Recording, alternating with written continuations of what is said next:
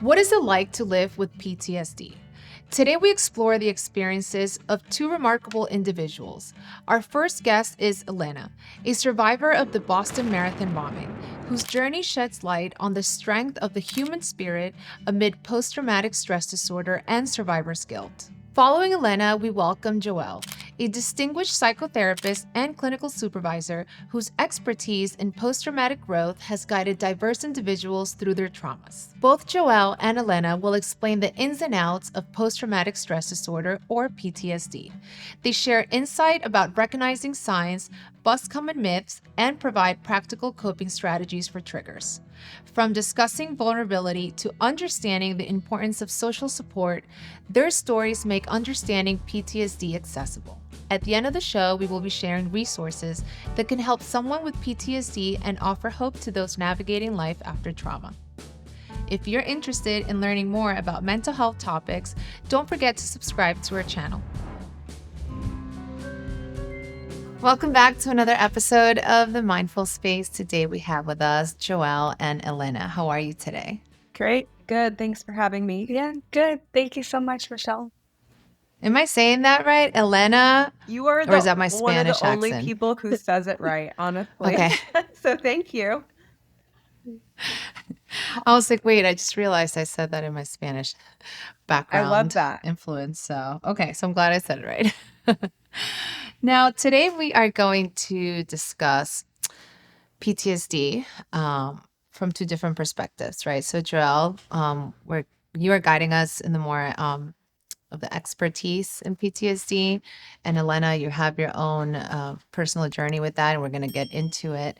So, to start the conversation, how about we begin with what is PTSD?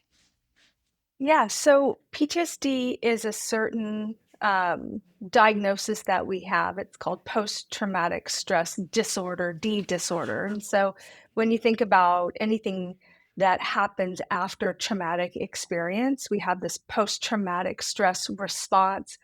Technically, for diagnostic purposes, when it lasts for more than 4 weeks, we say D disorder. It affects our daily life and living. And that's more of just a way for psychologists or therapists to put a label on it to either for insurance purposes, right, or to know how to treat it.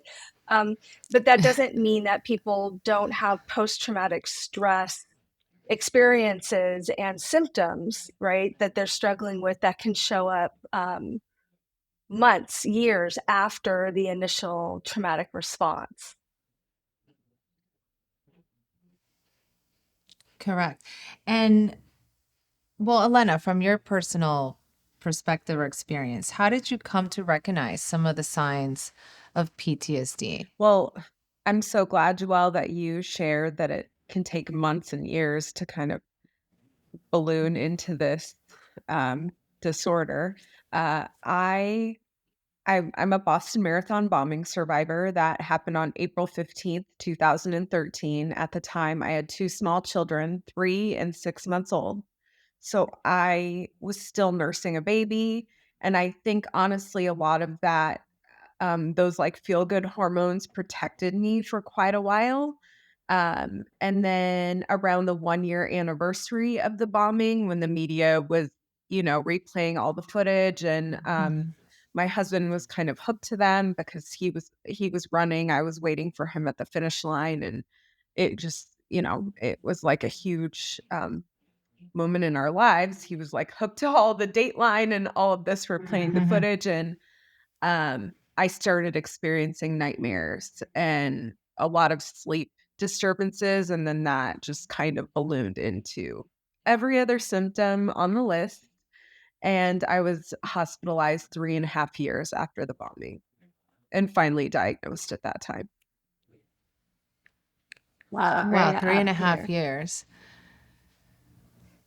Okay. Was it at that point that you sought help or therapy, or how was your process when looking for seeking help or Well, assistance? I had kind of like a final trigger experience. So, I mean, I wasn't living in the most helpful way for that 3.5 years. I was dealing with a lot of anxiety, depression, fatigue, pain, unexplained pain. I thought I was having like every health issue in the book, but it wasn't. It was just my brain's response to what I had been through. And I had a final triggering event. On Bastille Day in 2016, there was an attack in Nice, France, where a terrorist drove a van through like a celebratory um, event. And Yes. I saw the evening news that night, and I was like hearing what the witnesses were sharing. And um, that just sent me deep. I woke up that in the middle of that night in a huge panic attack. And then over the next 3 weeks, like I stopped sleeping, stopped eating. And then finally I was like suicidal in the fetal position. So I knew at that point, like I was in real trouble. This wasn't something I had the coping skills to handle.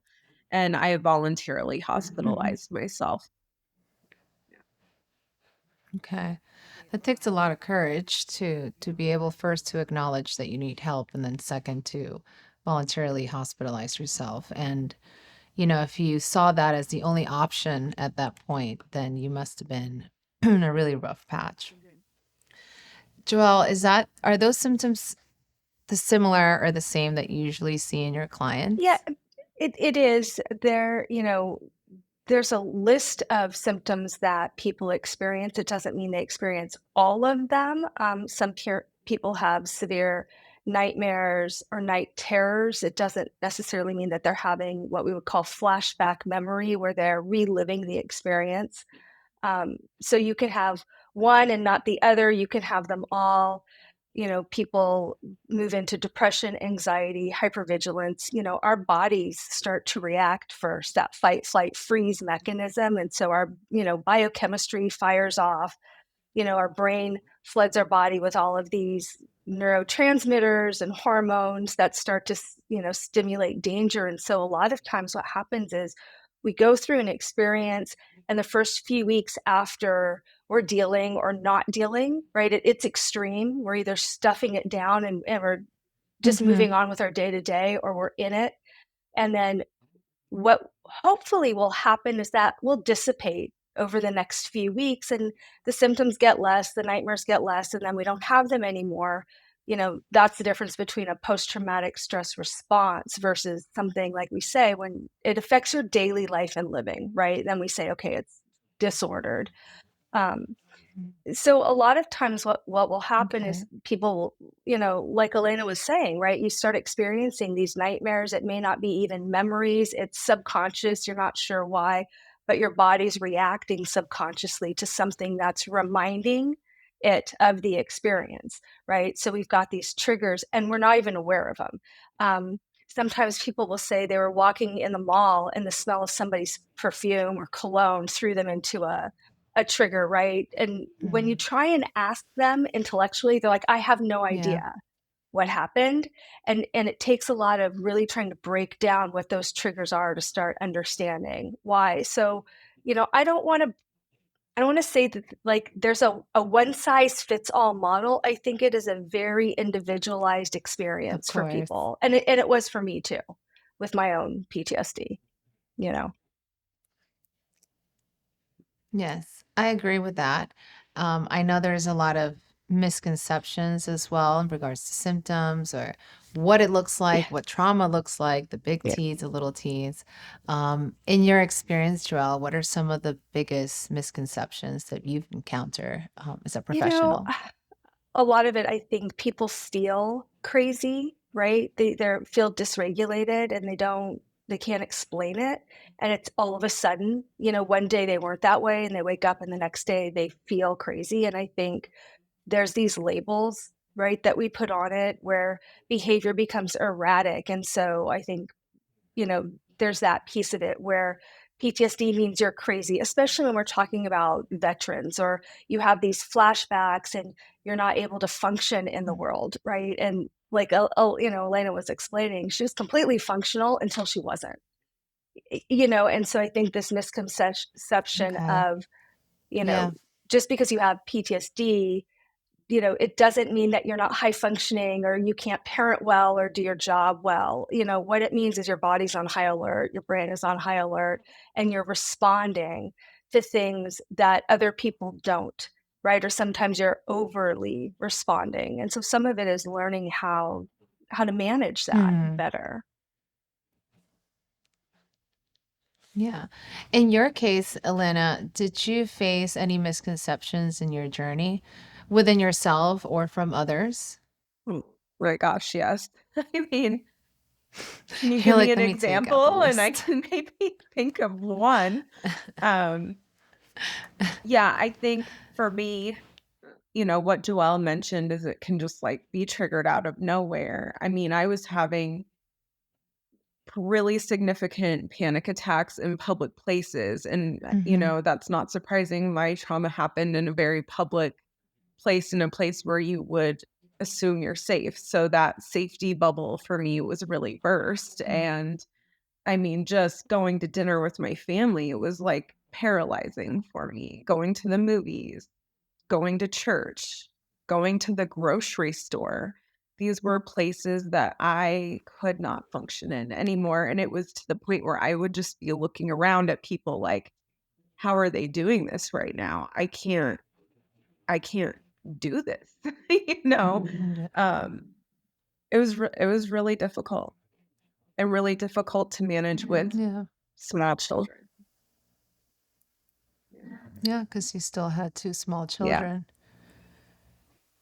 And at this point, when you said after 3 years is when it actually triggered or when you got the Well, I help? mean, that was like the final straw. I mean, those 3 Okay. years were not great for me, but I wasn't making the connection back to the bombing. It was really hard to even verbalize some of the symptoms I was having um, Okay. because I had never had these feelings before. I had never Yeah. experienced mental health issues before on this level.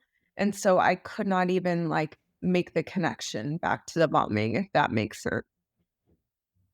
And Interesting. then, Everybody has a different experience, but trauma definitely has some serious effect on the brain and, like you said, difficulty connecting. Maybe Joelle, can you give us a little bit more insight on how trauma or PTSD affects our brain on a deeper Yeah. level? So, like I said, it's that fight, flight, freeze mechanism. That's the first piece of the puzzle and it makes sense, right? We have something traumatic happen. We have a biological response. It's to keep us safe, right? And so, fight means people will lean into it, angry, aggression, however that looks for them, right? But they'll really, push into that traumatic experience. People that flee, or they typically run away from that experience. And the freeze is people stop dead in their tracks and dissociate. It's almost like they're watching a movie happening around them, but they're unable to do one thing or another. We don't get to pick. Our brain, this is our the way that we are born, how we respond to this stuff. And we want it to work. I mean, if you think about just day to day, if you've ever been in a car and you watch somebody in your rearview mirror, you're at a stoplight, right? Your hands are on the wheels and you're watching this car come behind you and you're like, they're going to hit me. And your whole body automatically tenses up, right? You grab the steering wheel, your shoulders are in your, ears, you're holding your breath, right? That's a trauma response. Our bodies move into this protection mode. And so when we witness trauma, when we experience trauma, we have that's that first initial reaction, and our brain gets stuck there. And most of the time, it gets stuck in the subconscious because our brain and our bodies have the ability to track thousands and thousands and thousands of images, messages, sensations that most of it is not conscious, right? So we trap this memory, it's encapsulated, Yeah. and we're reacting based on this memory looping. And it's not conscious. This is not something that we can even control in these beginning phases. It's happening to us. And so our brain is looping, it's dumping all of these chemicals, these neurotransmitters and hormones that are continuing to keep us in that fight, flight, freeze experience, right? So we're in it all the time. And then we keep cycling through it. And then the triggers are things that we experience that remind us of the trauma, keep that memory cycling. So it's almost like we're on a hamster wheel, and it's, this loop. And Yeah. the difficult thing is, because so much of it is either subconscious or unconscious, we don't know why. We're just reacting, right? And so the brain is, Okay. what's so frustrating is the brain's doing what it's supposed to do, right? It's keeping us safe, but it's not working anymore, right? We're no longer in danger, but the Yeah. brain is stuck in this place of no, no, no, no, no, no, no, high alert, right? And intellectually speaking, rationally Okay. speaking, you can explain, I'm fine. I'm perfectly safe in this moment, right here, right now, right? Rationally, we understand that, but our brain is still responding. And our body is also responding, right? Yeah. Once we bring those triggers up to the surface and we start to work on them, how can we manage? Like, Elena, how have you been able to manage those triggers? Like you mentioned, being in the supermarket and just being always alert. How have you coped with those triggers? I mean, over the years, there are like different layers to it that have changed and evolved. Therapy has been tremendous in my healing. I use EMDR therapy. I've been seeing the same therapist now for almost 7 years since my hospitalization. And I also do a lot of body work. So I get acupuncture done every other week. I do a lot of tapping meditation. I do a lot of grounding Okay. exercises. I work out a lot. I work out hard and every day. And even if that is like a very fast walk in the sunshine, it's very important to get outside and to like work this through your body. For me, I felt a lot of the impact of the bombing in like a somatic way, like in my body. Um, in a lot of Okay. pain, just weird, a lot of stomach problems. So over the years, I've had to really like eliminate a lot of things from my life. I eliminated alcohol, caffeine, coffee. Actually, I can drink tea, but again, this was like a lot of uncovering and learning about myself and what I needed to grow and cope through these triggers. And it's taken time and it has not always been perfect. Like I've had to learn a lot. Okay. But I've Yeah. also learned you just have to take things like one day at a time, sometimes hour by hour, or breath by breath. Sometimes you have to really Yeah. break it down and slow it down. Yeah. Yeah. Yeah, who's They that, always you know? say, trauma doesn't go away. You kind of learn how to live with your trauma. Do you agree? Yeah. A lot of this has been an exercise in embracing and accepting PTSD into my life, into my home, into my children's lives, into my marriage. It is a part of me. And it's not me, it's not who I am, but it is a part of me. And I feel physically different than I did before this happened. And I don't know if that will ever go away, but I'm finally at a point in my healing where I'm okay with that. And I befriend it. I don't know. Okay.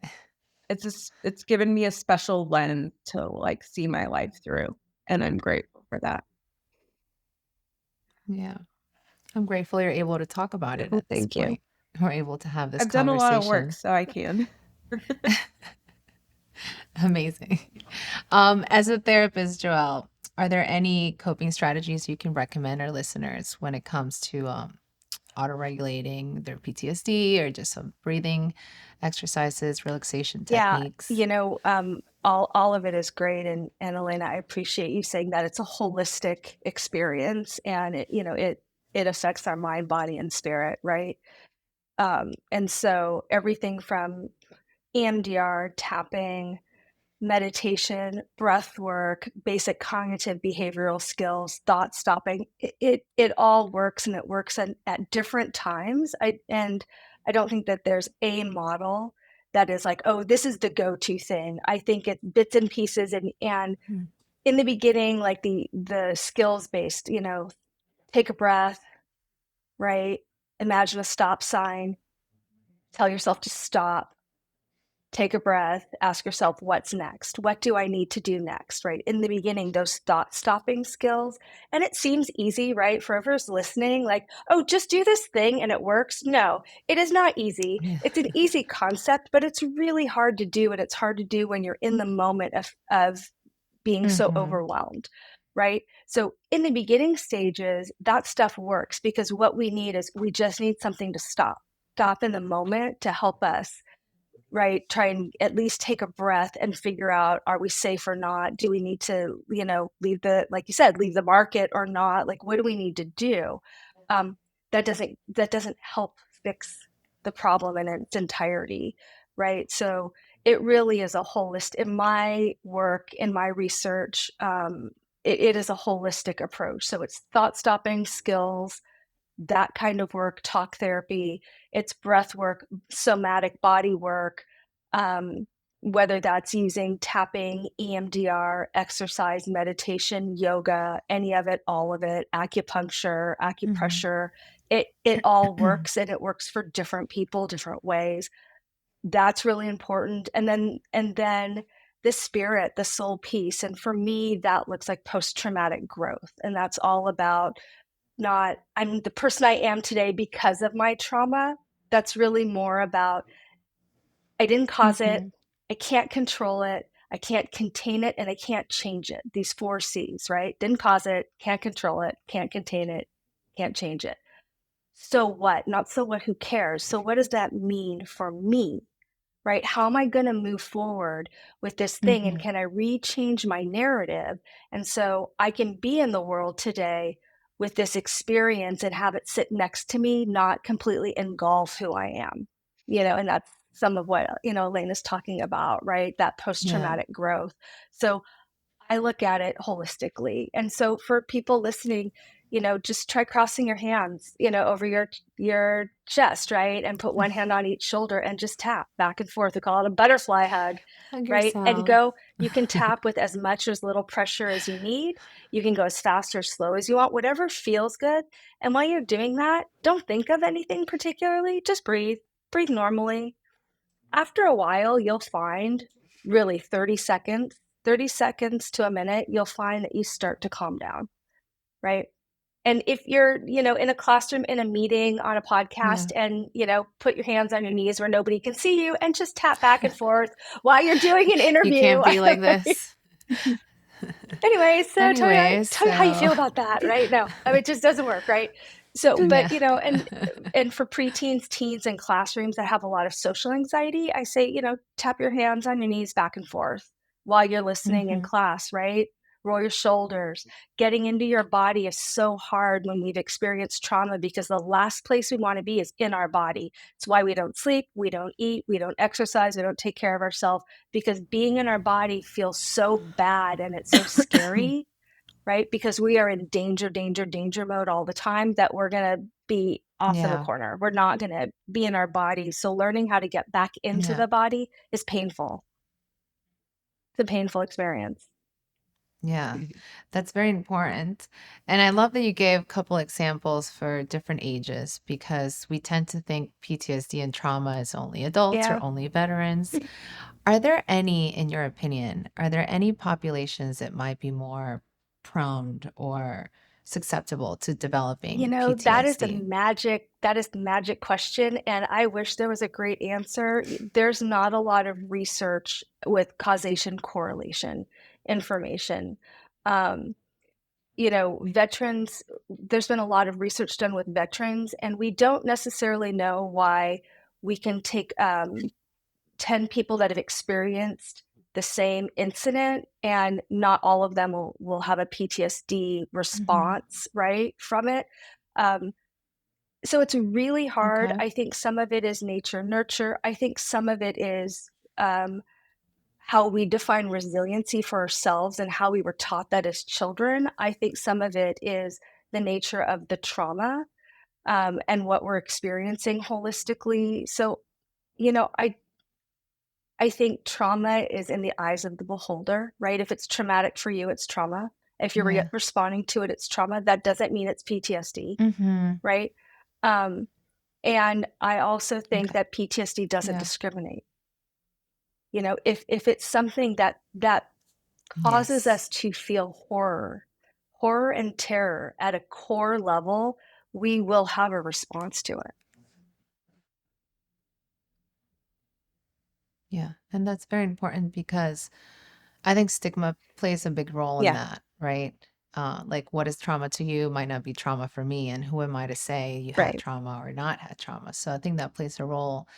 Even with people accepting, like Elena couldn't make the connection because she didn't know what this was. She didn't know what it could cause. Maybe it wasn't socially acceptable. She wasn't the one Yeah, running.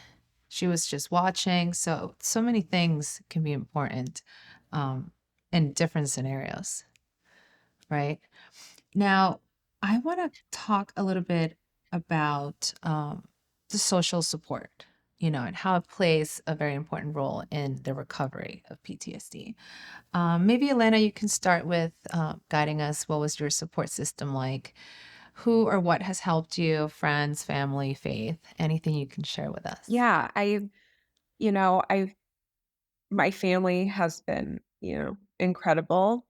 My sisters are a huge support system of mine. My husband is incredible. My kids over the years, how they know, and they've learned more, and we're very open with them, and they are incredible. My parents, really my friends, I've had an amazing support system with people in my like immediate circle, but I have to also point out I have an incredible support system of people outside of my my family and my friends, and that is my practitioners and my team of people that I put together who were going to help treat me. And this was something that I was really inspired in the hospital because I actually got much sicker there. Um, and so it kind of clicked that, hey, only you are going to be able to fight for yourself the way it needs to be done, and you're going to know who you can rely on and trust to bring into that team. And so I like to say I became the CEO of my own healing, and I worked really hard to put together like my dream team of people who I continue to see to this day, and who've helped me manage many setbacks and many successes over the years. So it's really important to have, a group of people that you trust, that you can really share like the darkest parts of yourself with, and who will go there with you because they love you. And Yeah. And I'm action sure, on me. Joelle, you can testify to that, the importance of the support system, whether it's family, friends, or in the community. yeah, and there's a lot of great practitioners out there, and there's a lot of crappy ones. So, find somebody Yeah. that's gonna work with you, right? Like, I don't know how else to say it. Find somebody that Mm-hmm. Yeah. feels right to you, and it feels like, you trust that person, and it feels like a right fit. There's a lot of well-researched, amazing modalities. There's a lot of them out there, and there's one that will Mm-hmm. help, and when it stops helping, there are others to try, you know? I wanted to talk about that a little bit when it comes to Yeah, evidence-based modalities or yeah. therapeutic interventions. I know, Elena, you mentioned one of them, EMDR. What is your recommendation? What is the top tier for PTSD or recommended for PTSD? It's so I'm a certified EMDR practitioner. I'm a clinical supervisor. I'm a researcher. I have a clinical PhD in with working with trauma. So here's my honest 2 cents, right? If it doesn't feel good, it's not going to work. If I Yes. assign you homework and you hate to journal, it's not going to work. Like, if you don't want to come in and talk about your feelings, it's Mhm. not going to, right? Okay. Like that's the thing. I think the thing about EMDR is that it doesn't have the empirical evidence yet, right? It just doesn't have that research behind it yet. Does that mean that it's, junk science? Absolutely not. It works. It doesn't work for everybody. Not everyone is a candidate for it. Post-traumatic growth is a great theory. It is more empirically based. It's well researched. It's got a lot of pushback because people don't like this feeling of, well, I'm amazing because I had to have this trauma experience to make me an amazing person, which is the backlash with post-traumatic growth. And I don't believe that's true at all. I don't think people should ever have to experience trauma to be their best self, right? So CBT is great. That is like the gold standard when it comes to empirically based models, cognitive behavioral or dialectical behavioral, DBT. I love DBT. I have equal amount of training in that. But if somebody's not going to do yoga, mindfulness, breath work, get in their body, they're not going to do so. That's my point, right? There's a lot of good stuff out there, and starting with EMDR is not my place. That's not where I start client. I start client skills first, then we move into EMDR if that's a good fit for all of my clients. It's not for quite a few of my clients, believe it or not. And I always end with solution-focused therapies or, that what do we want to do with this? Yeah. And that, so I end with solution-focused and post-traumatic growth. Like I said, can't cause it, can't control it, right? So what does that mean for me? Because what it means for me today will be different than tomorrow, than next year, than 20 years. Then for me, I'm 25 years in recovery of PTSD, and I still have triggers every once in a while. And so what does that mean, right? What is that going to look like for me? And staying really present, not being too far forward, right? And not being too far back, because that's not helpful at all. Yeah, staying in the present moment, mindful. That's where I step in, mindful. But no, it's always easier said than done, right? And like you mentioned, it's a journey and it's not going to go away. And I haven't gone through trauma, but everyone that I've interviewed, that have spoken to, or any client that has gone through trauma, always say that, they're not thankful for the trauma, but they're thankful on the resilience that has built in them and how they are able to just move forward and learn new coping skills, and sometimes learn more about themselves than they knew before. Just become more self-aware. Only bad thing about being self-aware is that once you're self-aware, you can't not be self-aware, right?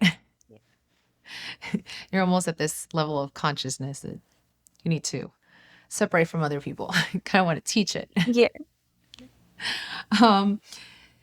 I was just going to say, no, go ahead, continue. I'd be curious if Elena feels the same way, right? I wouldn't wish what I experienced on anyone ever, right? Like, I think that when you experience trauma, you have a different outlook on the world, and there's a sense of jadedness that's hard to get out of, right? And so it's being able to work through that. I think what my trauma does for me in my life now is very different than what it did to me prior.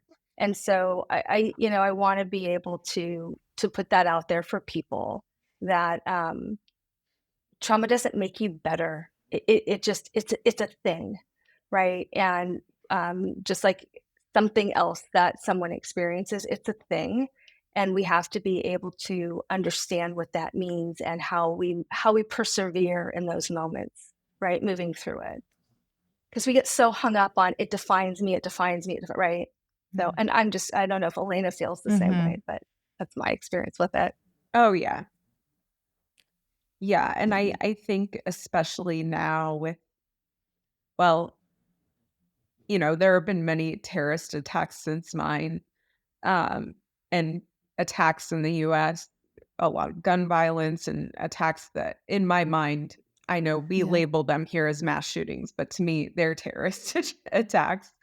And then in the news today, everything that's going on, and it is very hard for me to um, sometimes separate feeling like these survivors, I know the road that they have ahead of them, and I feel like sometimes, and it's like hard for me to even verbalize to you, but knowing how it would be easier if they weren't here to have to go through some of these things. It's like an awful Mhm. mindset, right, to even admit to, but it is a hard road. It's a hard road.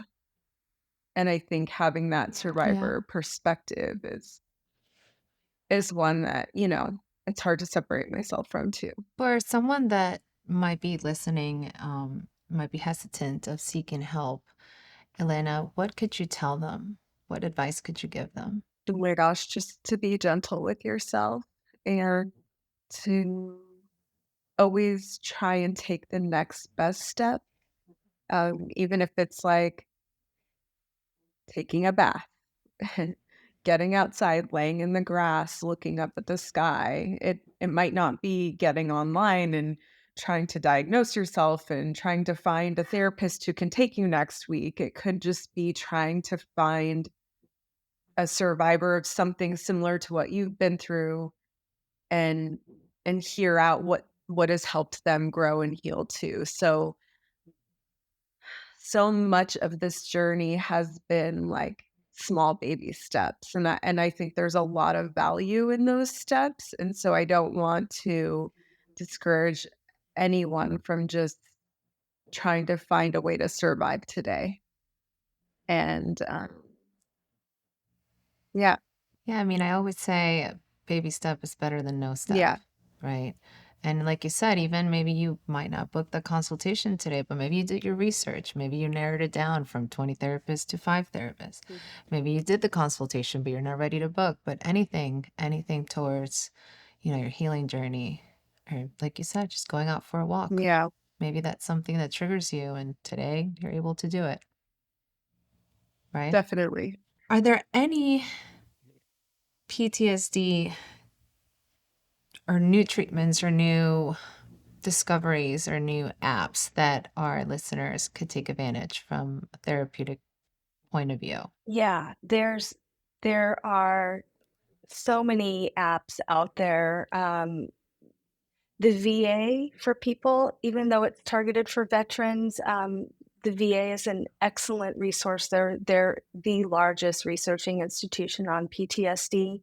Um, they have a ton of free resources, worksheets, apps, you name it. So yes, there's apps, there's self-help books, there are journals, there are tons of podcasts. Like there's a lot of information out there if that feels Mhm. safer for people to start. There definitely new research that's being done, things in the space of microdosing, ketamine. There's a lot of different kinds of research. We're doing more with things like tapping, that's not Yeah. necessarily, or mind spotting, that's not necessarily EMDR, but they are EMDR like kinds of theories, and they're based in acupressure type concepts. So yes, Mhm. there's a lot of new stuff. Some of it I'm versed in, some of it I'm not. So I think asking I people. share a lot of Yeah, of these course. resources too. Um, I don't mind to I'm sorry if I am No, interrupting not you, at all. Joelle. This is kind No, of go ahead. my space. I share I share so many resources and apps and tools, and I can share a few here specifically that are Mhm. wonderful. So to piggyback on Joelle, tapping is a wonderful form of guided meditation where you like tap on different parts of your face and body. And the Tapping Solutions app is incredible. They have a guided meditation for just about any ailment, headache, sore throat, anxiety, depression, sleep. I mean, just incredible. My kids use it. It's safe for kids to use too. It is a paid app, but I do offer a 2-week trial period too. Another great free app is Insight Timer. They have a lot of meditations. You could go down a rabbit hole with how many that they have. That's another great one too. And then a web-based program that is taking off that I learned about in the summertime is called Space of Mind. And they offer virtual support groups specifically for PTSD, all forms of that's great. trauma. They have incredible therapists and practitioners from all over the world. You can be in Australia and tune into these support groups. And I did one about a month ago on breath work. And then another web-based program that I love is called Rewire Therapy. And they have practitioners from all over the world too. And they have, they're almost like classes you can take. So different somatic Okay. workshops, sleep workshops, and it's all trauma focused too. They even have some specific trauma focused classes like for victims of sexual abuse and child abuse and those sorts of things too. But that is another phenomenal resource. I feel tremendously lucky to be living with PTSD today because there's so much research and money going into these resources that were not available, like even 5 years ago, even 7 years ago, when I was at home searching for them.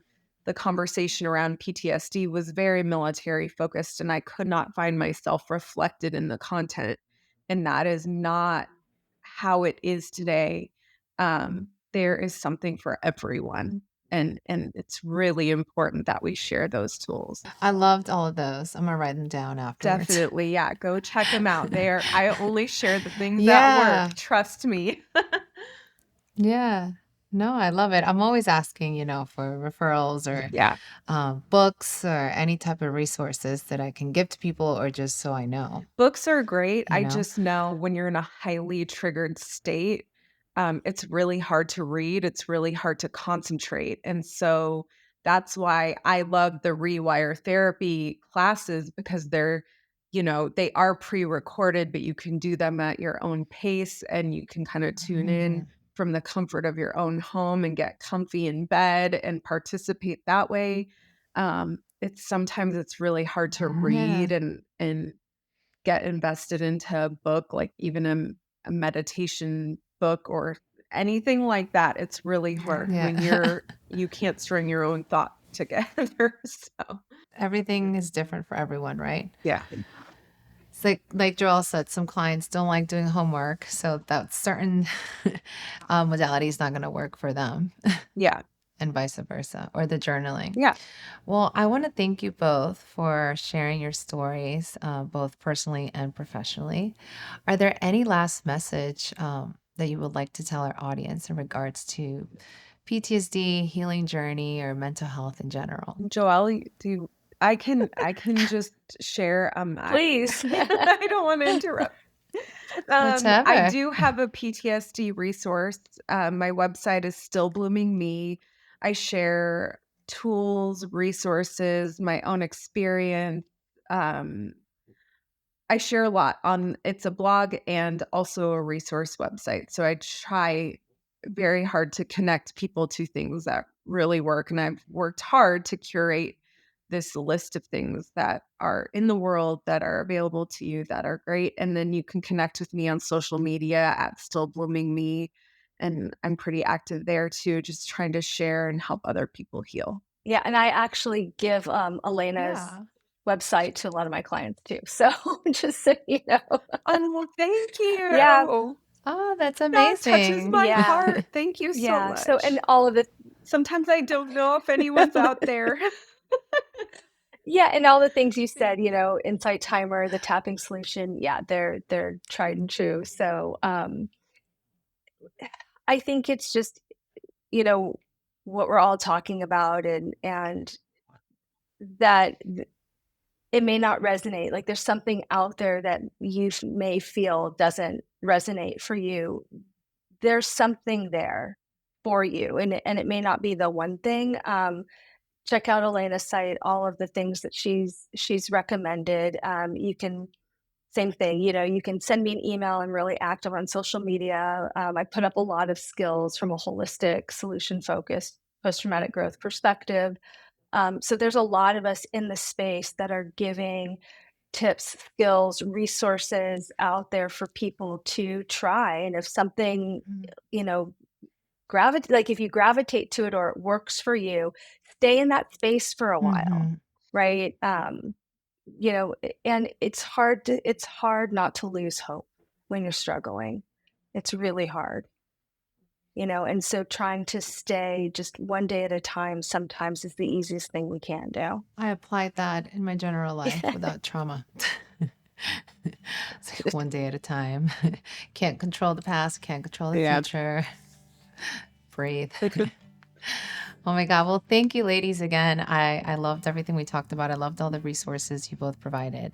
Again, I want to thank you for being part of an important mission, right? To spread awareness, mental health, trying to break the stigma here and talk a little bit more about it. So then more people, like you said, can connect and relate and kind of be able to not self-diagnose, but maybe say like, hey, I might be getting a couple of those symptoms, or I can kind of relate to that. Let me do a little bit more research, and then eventually find their own answers.